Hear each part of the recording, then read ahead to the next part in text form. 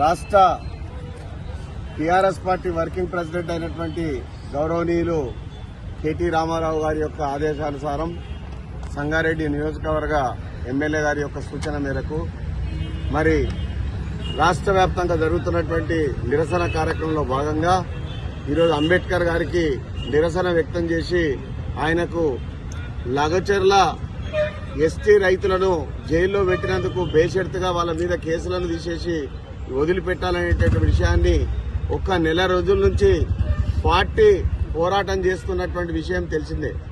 ఇంతకుముందు బుచ్చిరెడ్డి గారు చెప్పినట్టు రైతుల యొక్క ఉసురు పోసుకుంటూ రైతులు తన సొంత కష్టార్జితంతో సంపాదించుకున్నటువంటి భూములను లాక్కొని ఫార్మా ఇండస్ట్రీ పెడతామనేటటువంటి నేపంతో వచ్చినటువంటి తగువ నిమిత్తంగా రైతులను అమానుష్యంగా దాదాపు నెల రోజుల నుంచి జైళ్లలో ముగ్గింపజేసి వాళ్లకు బేడీలేసి వాళ్ళ అనారోగ్యం బారిన పడితే బేడీలేసి హాస్పిటల్లో దింపినటువంటి వాస్తవాలు మనం టీవీలో ప్రచార మాధ్యమాలలో చూడడం జరిగింది.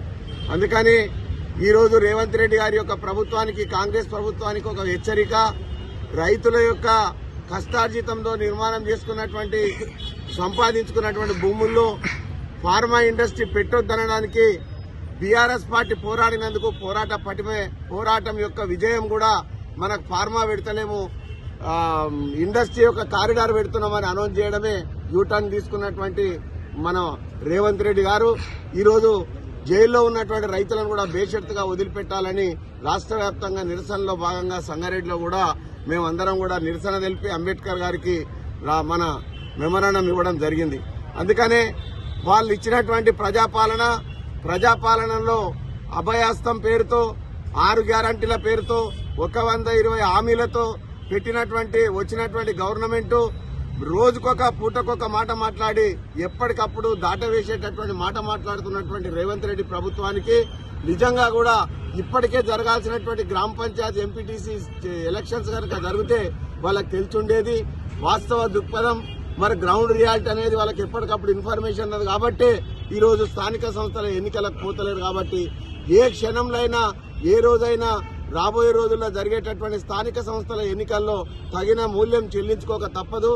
రైతుల యొక్క ఆగ్రహానికి మరి వాళ్ళు మాడి మసైపోక తప్పదనే విషయాన్ని చెప్పుకుంటూ ఈ ప్రభుత్వానికి హెచ్చరించి మరి లగచెర్ల యొక్క బాధితులను బేషరతుగా వదిలి వాళ్ళపై కేసులను తీసేయాలనేటటువంటి డిమాండ్తో మేము చేస్తున్నటువంటి ఈ కార్యక్రమానికి విచ్చేసినటువంటి నియోజకవర్గ టీఆర్ఎస్ పార్టీ సభ్యులందరికీ కూడా, కుటుంబ సభ్యులందరికీ కూడా మనస్ఫూర్తిగా అభినందనలు తెలుపుకుంటూ సెలవు తీసుకుంటున్నాం.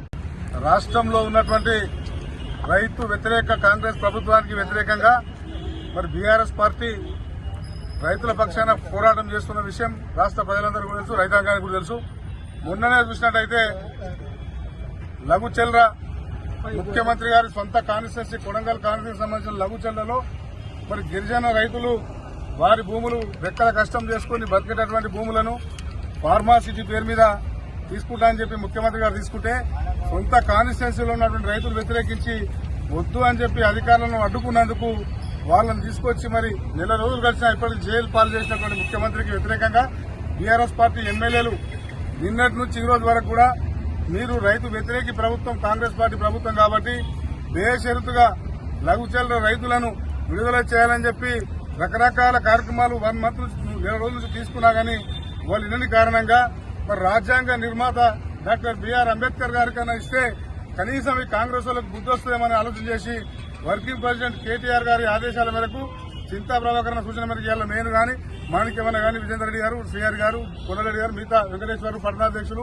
మండల పార్టీ అధ్యక్షులు అందరూ కలిసి మరి డాక్టర్ అంబేద్కర్ గారికి వినతిపత్రం ఇచ్చి ఈ కాంగ్రెస్ పార్టీకి బుద్ధి వచ్చే విధంగా మరి జ్ఞానోదయం అయ్యే విధంగా మీరన్నా మీదికెళ్ళి ఆశీర్వదించాలి, వాళ్ళకి బుద్ధి వచ్చే విధంగా చెప్పాలని చెప్పి అంబేద్కర్ గారిని వేడుకోవడం జరిగింది. Congress party all India president, మాజీ అధ్యక్షుడు, అగ్రనాయకుడు అటువంటి రాహుల్ గాంధీ ఏమో రాజ్యాంగం సంకల పెట్టుకుని పార్లమెంట్ లో గానీ దేశమంతా తిప్పుతా ఉన్నాడు. ఇక్కడ ఉన్నటువంటి కాంగ్రెస్ పార్టీ నాయకులేమో రాజ్యాంగాన్ని అపహాస్యం చేసే విధంగా, ఒక రైతు కూడా స్వేచ్ఛ లేని విధంగా వాళ్ళు ఇలా వ్యవహారం చేస్తా ఉన్నారు, పరిపాలన చేస్తా ఉన్నారు.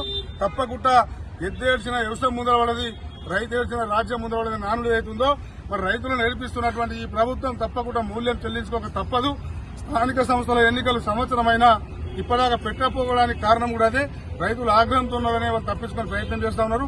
రాబో కాలంలో తప్పకుండా అన్ని 6 గ్యారంటీలు 600, 420 హామీలు ఎగ్గొట్టిన విధంగానే మరి అన్ని ఎగ్గొడతా ఉన్నారు. కాబట్టి ఈ రైతులందరూ కూడా ప్రజలందరూ కూడా మీ మీద ఆగ్రహంతో ఉన్న విషయం మీకు అర్థమయ్యే ఎలక్షన్ దూరం జరుపుతా ఉన్నారు.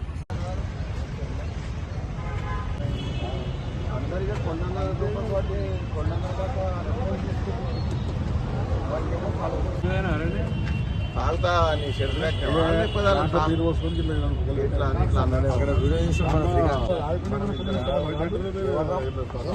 నీకే ఇచ్చినాము అతనికి డిసైడ్ చేయమన్నా నువ్వు రాకపోతే కాబోయే జిల్లాధ్యక్షులు డేట్ రాసేసి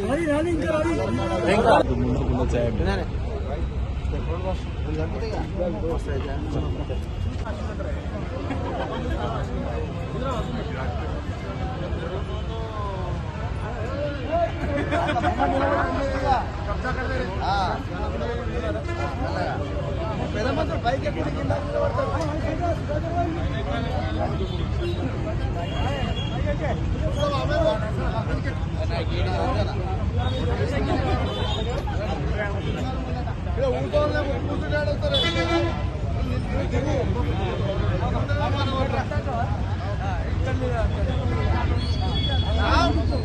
జై తెలంగాణ, జై తెలంగాణ.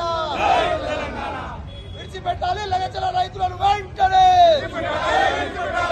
విడిచిపెట్టాలి లగచల రైతులను వెంటనే. విడాలి రేవంత్ రెడ్డి మొండి వైఖరి, విడాలి రేవంత్ రెడ్డి మొండి వైఖరి. జై తెలంగాణ, జై తెలంగాణ.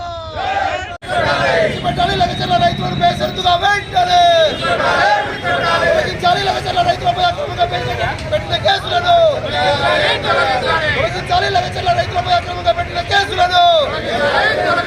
విడాలి రాష్ట్ర సీఎం రేవంత్ రెడ్డి మొండి వైఖరి, విడాలి రాష్ట్ర సీఎం రేవంత్ రెడ్డి మొండి వైఖరి. జై తెలంగాణ, కేసీఆర్ గారి నాయకత్వం, కేసీఆర్ గారి నాయకత్వం.